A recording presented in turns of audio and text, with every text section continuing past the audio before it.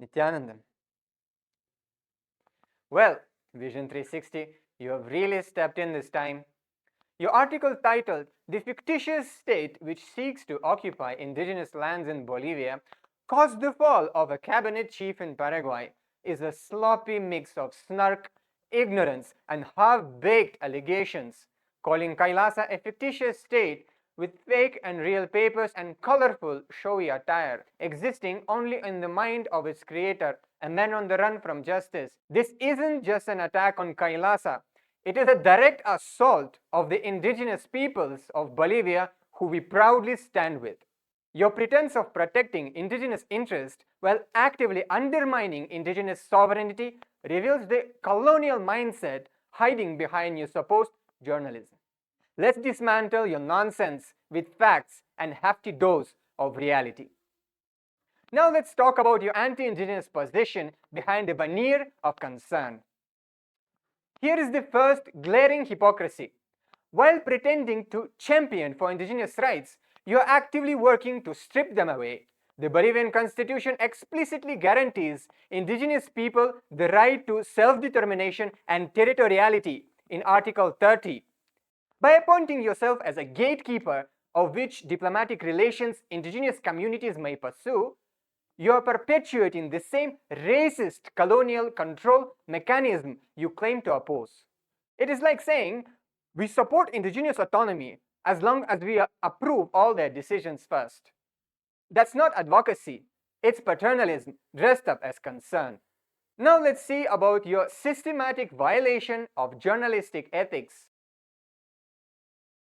You deliberately omitted crucial facts, including our agreements, legal compliance provisions, and the Supreme Pontiffs of Hinduism's legal exoneration in the United States.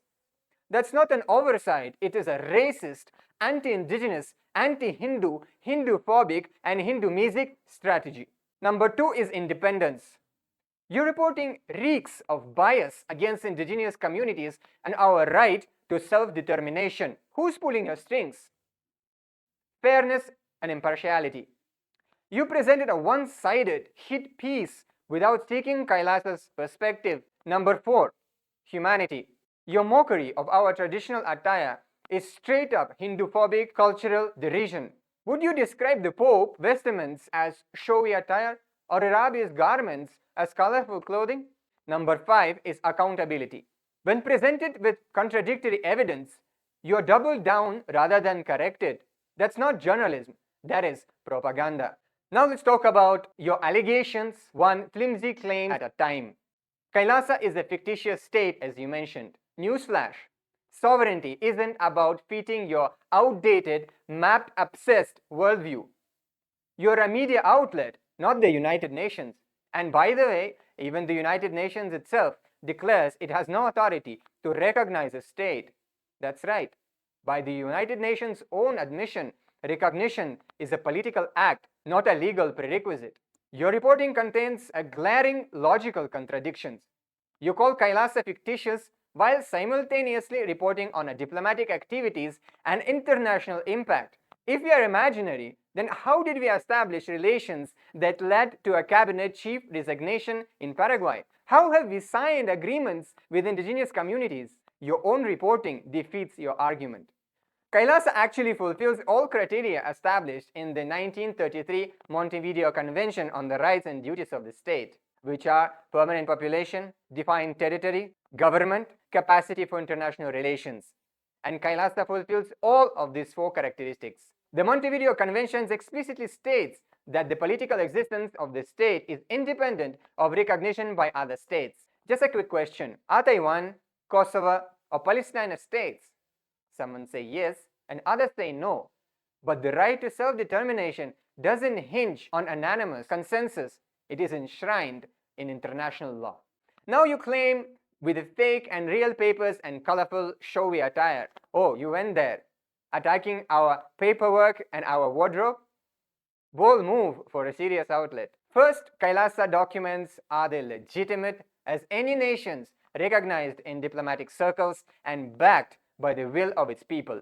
Sovereignty isn't bureaucracy contest, it's about identity and governance, which we've got covered. As for the colorful and showy attire, That's not a costume, it's culture.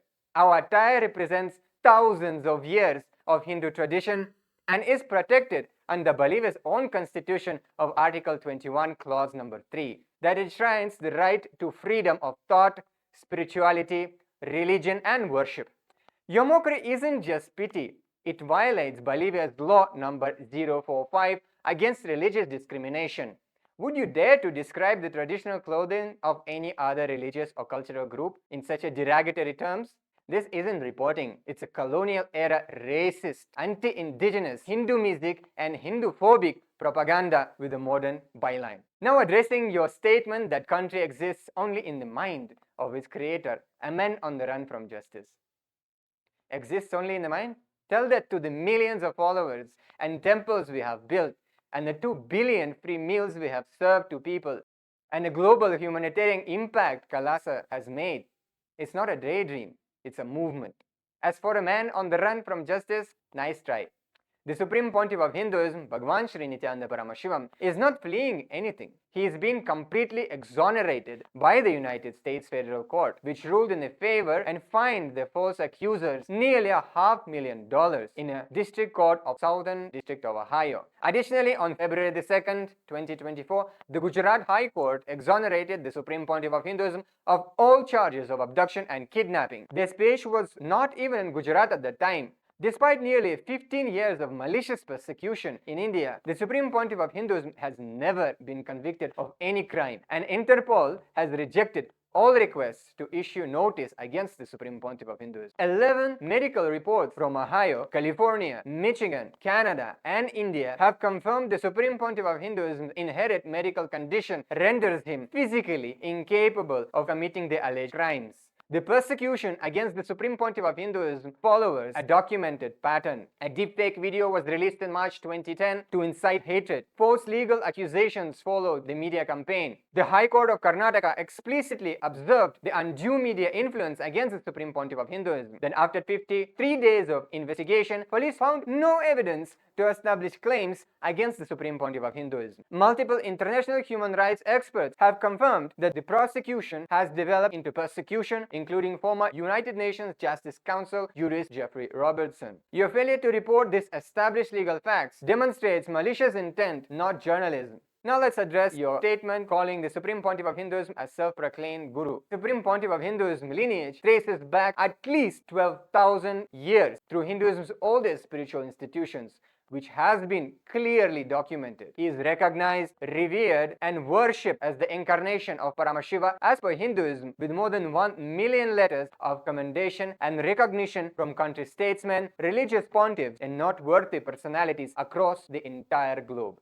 Now, calling him self-proclaimed is like saying Pope's just a guy in a fancy hat, or Dalai Lama is a meditation hobbyist. It's not just wrong, it is laughably out of touch and violates Bolivia's constitution, Article 30, which specifically protects indigenous peoples' cultural identity and religious beliefs.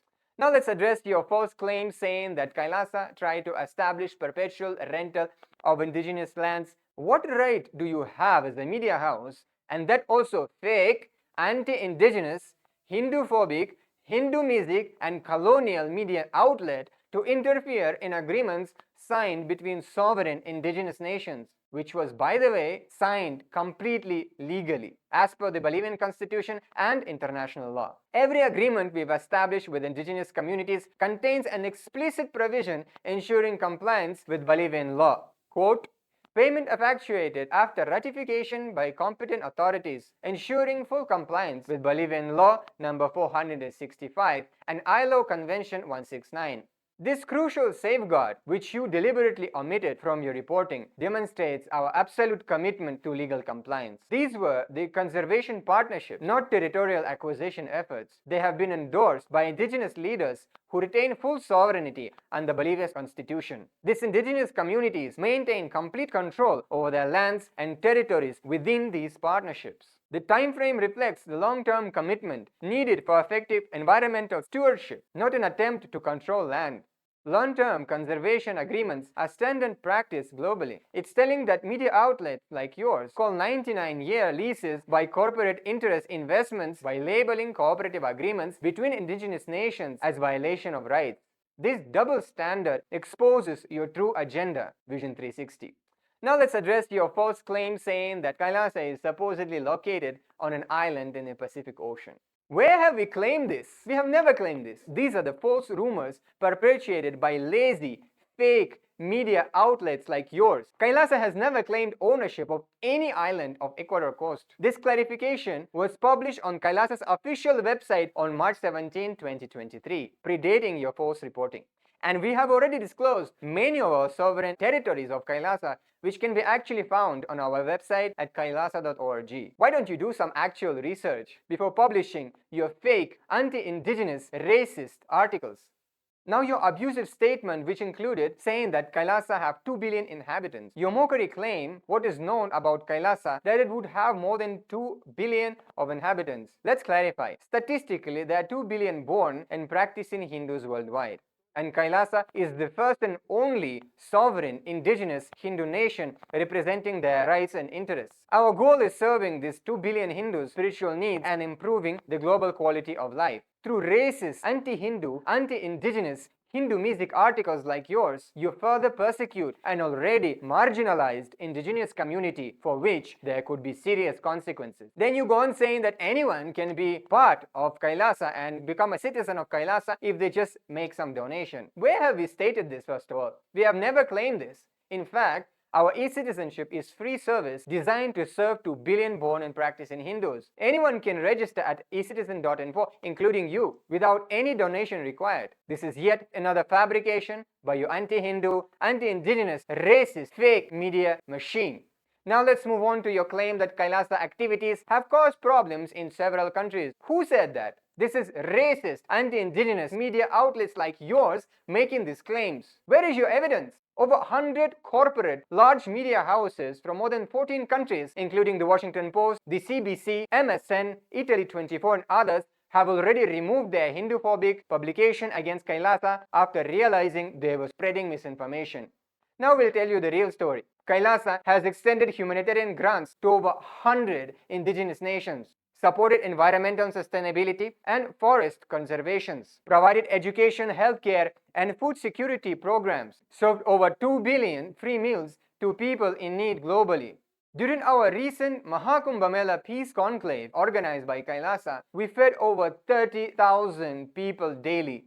Now let's zoom out for a second. This isn't just a bad reporting, it's a colonial hangover. By trashing KAILASA as fictitious, you are spitting on an indigenous Hindu nation fighting to rise from centuries of persecution. 500 million Hindus were massacred, more than 4 million enslaved, more than 160 million killed and induced into man-made, fabricated famines.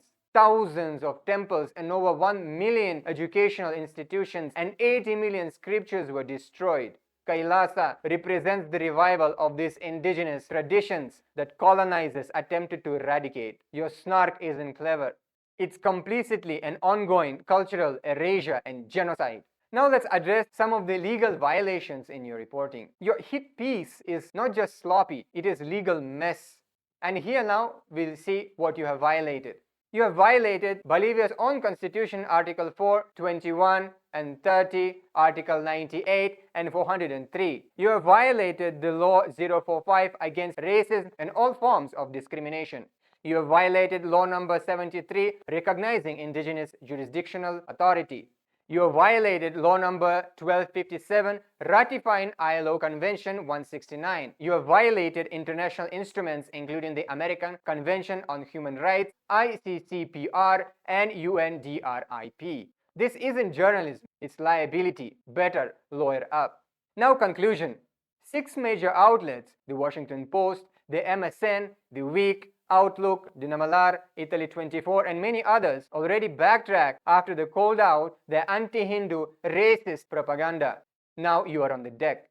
We demand you publish our response in full, ensure an immediate retraction of these false claims, and commit to fair, accurate reporting on indigenous issues. We have all the legal facts and documents to prove our statements. And what legal documents and proofs do you have for your allegations? Your anti-indigenous, anti-Hindu, racist media is spreading misinformation against persecuted indigenous communities. The people of Bolivia deserve better than this racist disinformation campaign. The world is watching. The truth is unflinching. And we are not budging. Nityananda.